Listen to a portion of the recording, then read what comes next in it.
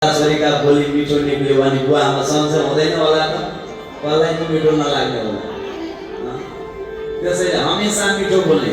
आजसम्म सोध्नु भएको छ कि छैन थाहा छैन मलाई। आज चाहिँ घरमा बुवा आमा हुनुहुन्छ भने तपाईहरु भाग्यमानी व्यक्ति हो।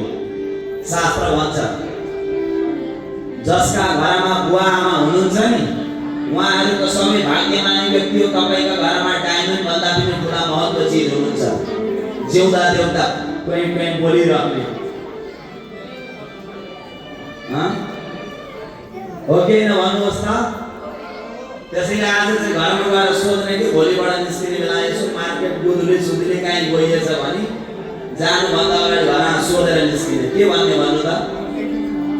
आमा केही खान मन लागेको छ भने भन्नु है, म लिएर आउँछु भन्ने।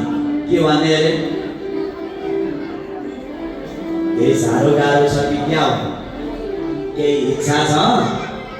केही खान मन लागेको छ हजुरलाई?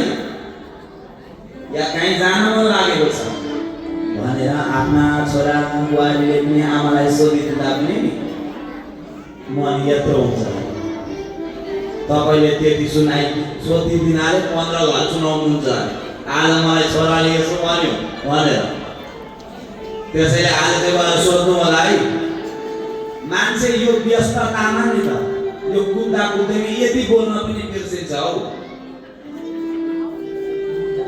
यो व्यस्ततामा यो डिग्री गर्दा पैसा जेबमा हालेको छ बिर्सियो बोल्न। त्यसैले आज चाहिँ घरमा गएर बोल्नु पर्ने शब्द मैले हजुरहरुलाई सिकाएँ। के भन्नु त?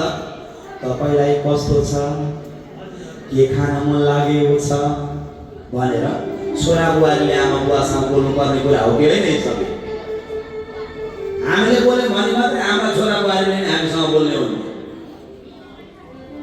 हामीले बोल्दै बोलिरहेको छैन भने कसरी हामीले यो शब्द सुन्न पाइन्छ भन्ने त? हाम्रा छोरा छोरीका लागि भए पनि हामीले बोल्ने बानी बनाउँ। कस्तो छ तपाईलाई साथी, के कुरा चाहिएको छ, कहीँ जान मन लागेको छ कि भन्नु है आमा भनेर सधैँ सोध्ने गर्ने। है त्यो शिवमा प्राणको कथा लागेकोमा त मेरो छोरी पनि कति भन्नु न हो आमाले। जाडु नै लगाइदिनु भएछ कि क्या हो? गुरुजीले सधैँ सोध्छे हौ दिनमा 5 चोटि पनि भन्नु न। भक्तवत्सल भगवानको